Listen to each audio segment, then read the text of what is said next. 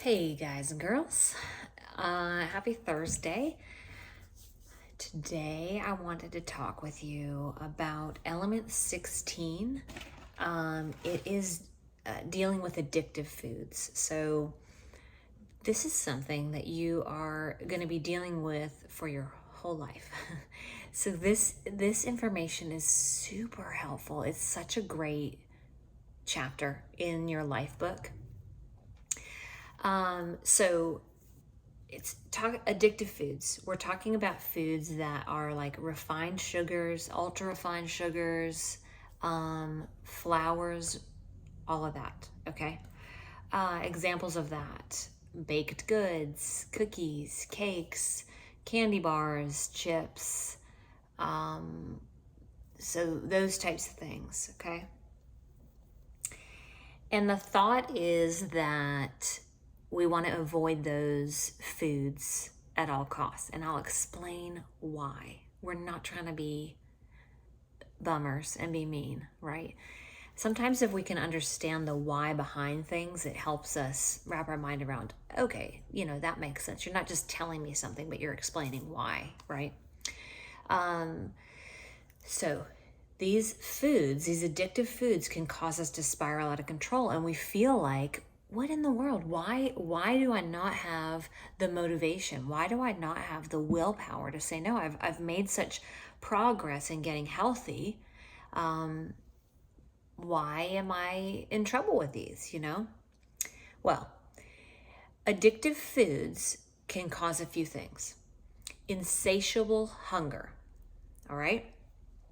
So foods that are ultra refined, have sugars, have flours, refined flours.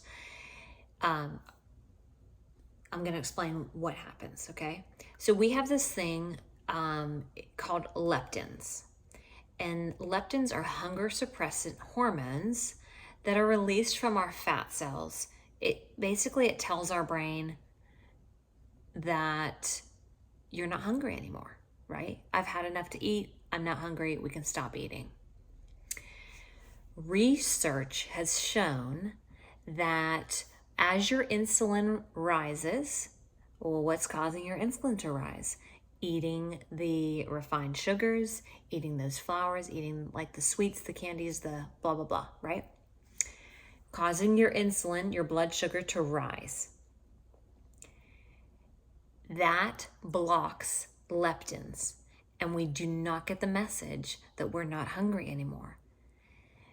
That is why you can sit there and eat and eat and eat this junk and this stuff that's not good for your body, because your body is actually blocking that hormone that tells you to stop, that you are not hungry anymore.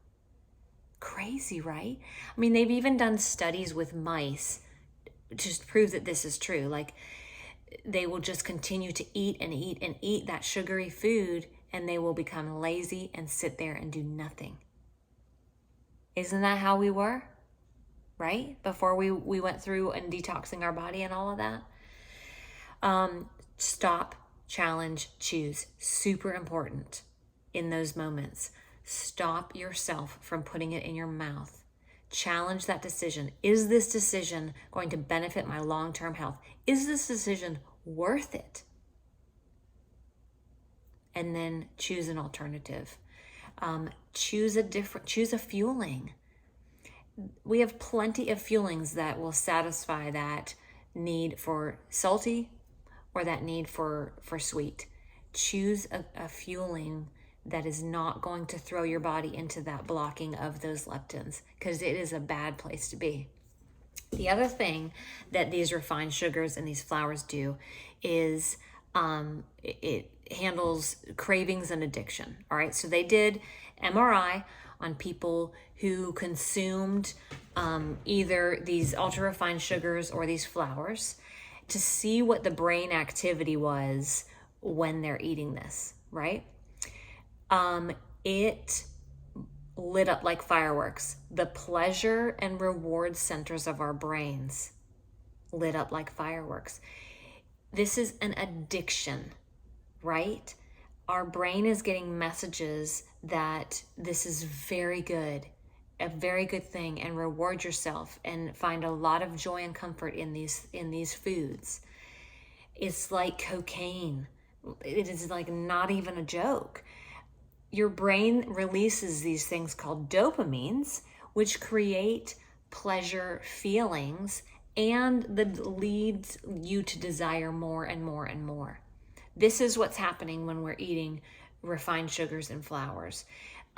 So it isn't just a matter of willpower, because these things, these chemical reactions are happening in our body that really truly help us to want more and seek more. I mean, that's when you like go out in the middle of a snowstorm to get ice cream because your body is craving it so much, right?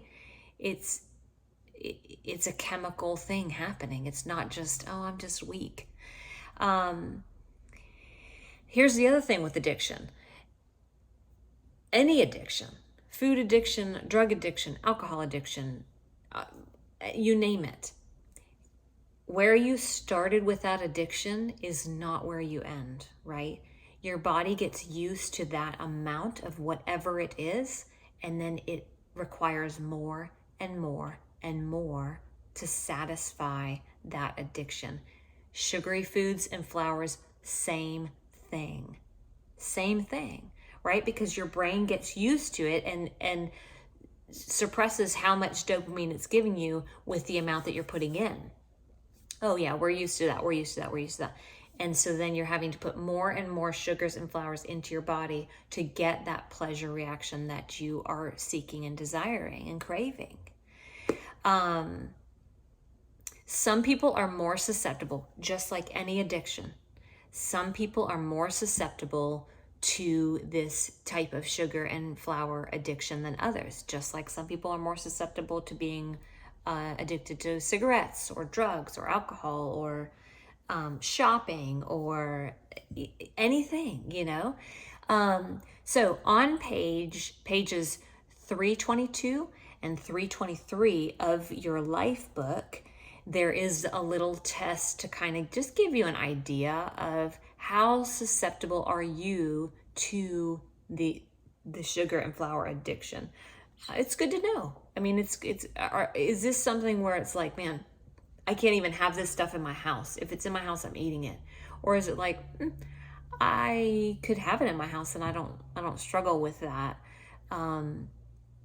Anyway, I just wanted to explain again, this was element 16, addictive foods and why it isn't just a matter of willpower. It is a matter of healthy habits. Been talking about it.